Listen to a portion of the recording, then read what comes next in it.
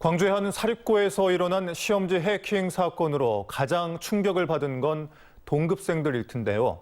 후속 조치가 어떻게 진행될지 좀처럼 결론이 나오지 않아 학생과 학부모들의 혼란이 길어지고 있습니다. 이다영 기자입니다. 중간고사 7과목, 기말고사 9과목, 고등학교 2학년 2학생이 저지른 시험지 해킹 사건의 윤곽이 드러났습니다.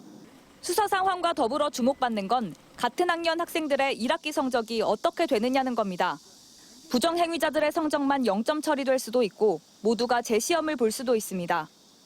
어떤 학부모들은 재시험까지 생각하는 학부모들도 있어요. 왜냐하면 내신에 들어가는 성적이다 보니까 굉장히 예민하잖아요. 결론이 나오기까지 상당한 시간이 더 걸릴 전망입니다.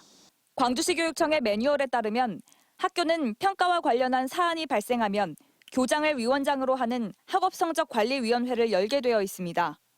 그런데 이 고등학교는 경찰 수사 상황을 서류로 통지받기 전까지는 해당 위원회를 여는 등 논의 절차를 추진할 수는 없다는 입장입니다.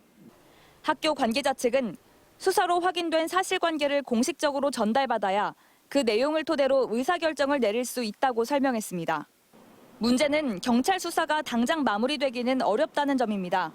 휴대전화와 노트북 컴퓨터 등 포렌식을 통해 분석해야 할 자료가 많고 추가 혐의가 있는지 샅샅이 살펴봐야 하기 때문입니다.